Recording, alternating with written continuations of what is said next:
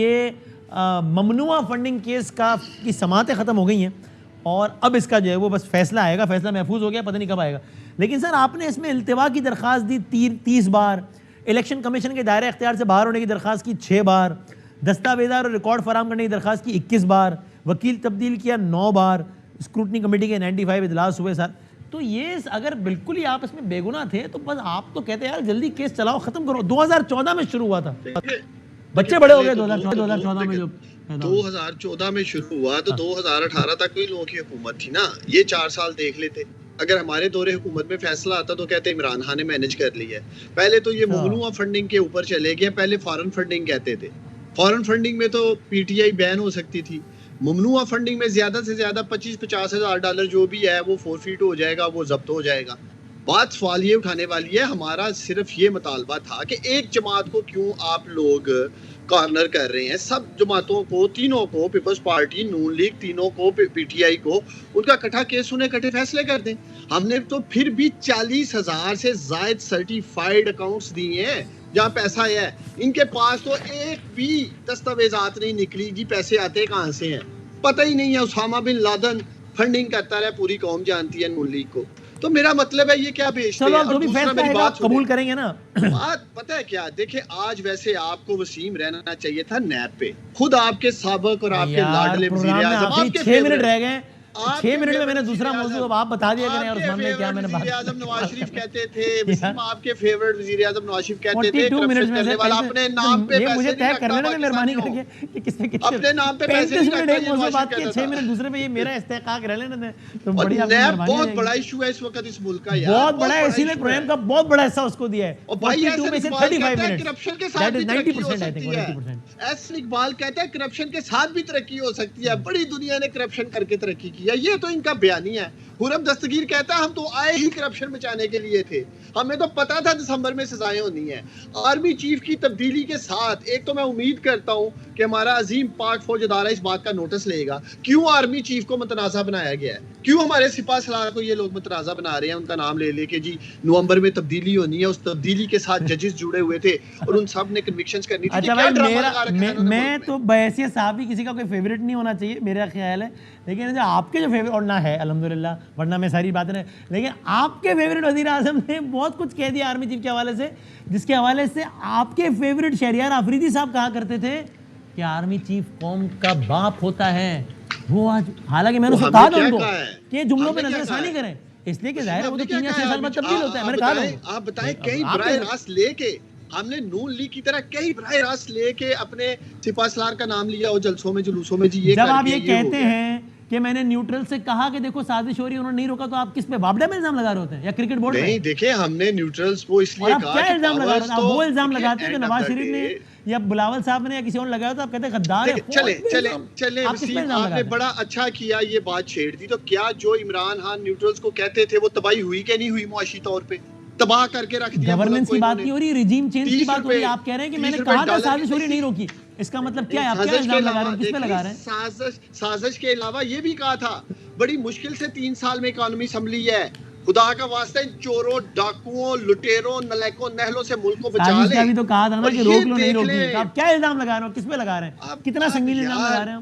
اوہو لگی وسیم یہ لمبی ڈیبیٹ ہے. دیکھیں ہم سمجھتے ہیں کہ جو آپ کے ویورز ہیں جو سن بھی رہے ہیں وہ بھی پاکستان کے لیے کھڑے ہونے کو تیار ہیں. عارف بھٹی صاحب, فائنلی میں آپ سے اور حسن صاحب سے, عارف صاحب یہ آپ بتائیں کہ یہ فورن فنڈنگ کیس ممنوعہ فنڈنگ ہے, آپ کو کیا لگتا ہے, یہ کوئی لٹکتی ہوئی تلوار ہے یا زیادہ سے زیادہ جرمانہ ہو جائے گا, پر ٹھیک ہے کوئی ایسا ٹینشن نہیں ہے تحریک انصاف کے لیے؟ میرا تو یہ خیال, آپ بتائیں. دیکھیں یہ تو جو آرم ٹوئسٹنگ کرتے ہیں فیصلہ انہوں نے کرنا ہے. ادروائز 2014 سے کیس چل رہا تھا, آج فیصلہ محفوظ کر کے اس کو رکھنے کی ضرورت ہی کوئی نہیں تھی. اس کا اناؤنس کر دیتے. فارن فنڈنگ تھا, بے گناہ تھا, گناہ گار تھا, یہ تو ان کا حق ہے, لیکن بدقسمتی ہے, میں نے کہا انصاف بکتا ہے. دوسری جو حسن مرتضیٰ صاحب سے, ہرگز میرے وہ بھائی ہیں, ان کا مرضی ہے جس سے مرضی اتحاد کرے. میرا مطلب تھا انتقامی کارروائی نہیں ہونی چاہیے. آصف علی زرداری صاحب سے جب زبان کٹی تو میری ان سے ملاقات ہوئی تھی تو مجھے انہوں نے بتایا, اس لیے کہا. اچھا دوسرا فارن فنڈنگ کا تو آ جائے گا فیصلہ, وہ جو اب چاہیں گے وہ سمجھ گیا نا آپ. وہ دوسری بات, نیب ترامیم میں ایک ایک کیس ڈسکس کیا گیا, 10-15 بڑے بندوں کو رکھا گیا, ریٹائرڈ جج صاحبان بیٹھے, وکلا بیٹھے, مین لیڈرشپ کو اس وقت جو حکومت میں اس کی بینیفیشری دے کے لیے ایک ایک شک پہ، ان میں 2 تو میرے دوست ہیں وکیل 25 سالوں سے، وہ ایسے نہیں ختم کر دیا، ان کو شکوں کو نکال دیا. جس طرح مصدق صاحب کہہ رہے ہیں کیس سامنے رکھا، پھر دیکھا کس کلاس کے انڈر میں آ رہا ہے، پہلے کیس سامنے رکھا، پہلے کیس. اسی لیے میں نے کہا کہ یا تو یہ کرتے کہ کہتے ہیں کہ ہم اپنے کیسز کو اس سے متاثر نہیں ہونے دیں گے، ہمارے کیسز چلے پرانے لاء کے تحت، پھر نئے کیس لاء کے وسیم میرے بھائی، میں آپ کو ایمانداری سے کہہ رہا ہوں، ایک ایک بندے کا کرا گیا کہ اس کو کیسے کلین کرانا ہے، اس کو کیسے کلین کرانا. مین سٹریم کے جو لوگ تھے پھر اس کے حساب سے ترمیم کی گئی. یہی بدقسمتی ہے. باقی بے انتقامی کاروائیاں ہوئی تھی، اس میں کوئی دو رائے نہیں ہونی چاہیے. خدارا اس ملک کو مل کے چلاؤ، اب انتقامی کاروائیاں چھوڑ دو. ہونے والا ہے. حسن صاحب اب آپ بتائیں، بس جاتے جاتے، یہ آپ بھی لاہور کے ہیں، بھٹی صاحب بھی ہمارے لاہور کے، عثمان ڈار صاحب بھی انتخابی سیاست میں بڑا امپورٹنٹ ظاہر ہے، ان کو سارا تجربہ ہے. تو یہ نون لیگ کے ساتھ آپ کا انتخابی اتحاد ہو گیا ہے، ضمنی الیکشن آ رہے ہیں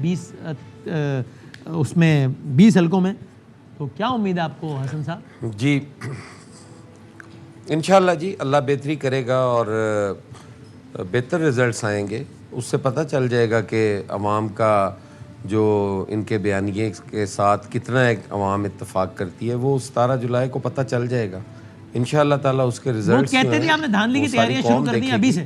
میری گزارش سنیں نا، ہم نے کوئی دھاندلی کی تیاری نہیں، ہمارے خلاف تو ہمیشہ دھاندلیاں ہوئی ہیں، ہم نے تو کوئی ایسی تیاری نہیں کی. ہماری گزارش صرف اتنی ہے کہ پورا پروگرام آپ نے انہیں ٹائم بھی کھل کے دیا ہے، بات بھی کرنے دی ہے، آپ نے جتنا وہ چاہتے تھے گالیاں بھی دے لی، لیکن آپ نے محسوس کیا ہوگا کہ فورن فنڈنگ کا نام آیا ہے تو بھٹی صاحب بھی نیب کی طرف چل پڑے ہیں اور دوسروں نے بھی کوشش کی ہے کہ نیب کی طرف ہی جائیں.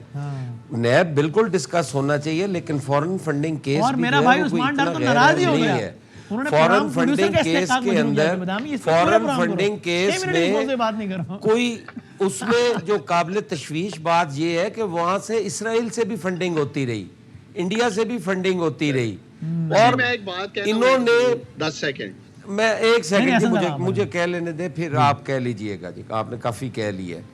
انہوں نے اپنی چوریاں، کیا ان کو نظر نہیں آتا کہ چینی سکینڈل آیا، چینی مافیا جو ہے وہ سامنے آیا، کس کے ساتھ تھے وہ لوگ؟ ان کو ادویات کا سکینڈل نہیں پتہ چلا؟ انہوں نے تو ماسک اور سینیٹائزر تک چوری کر لیے اس کووڈ کے زمانے میں، اور باتیں کرتے ہیں ایمانداری کی اور سچے ہونے کی، اور ہم نے خزانہ بھر دیا. بھائی آپ تو کہتے تھے کہ یہاں 14 ارب کی یومیہ کرپشن ہوتی ہے، ہم وہ روکیں گے. 4 سال کا وہ 14 ارب کا حساب تو دو، آپ وہ ڈیم فنڈ کا حساب تو دو. اس وقت تو آپ قصیدے پڑھتے تھے وہ جسٹس صاحب کے. چلیں جی اب دیکھتے ہیں کہ معاملہ کس طرح جاتا ہے.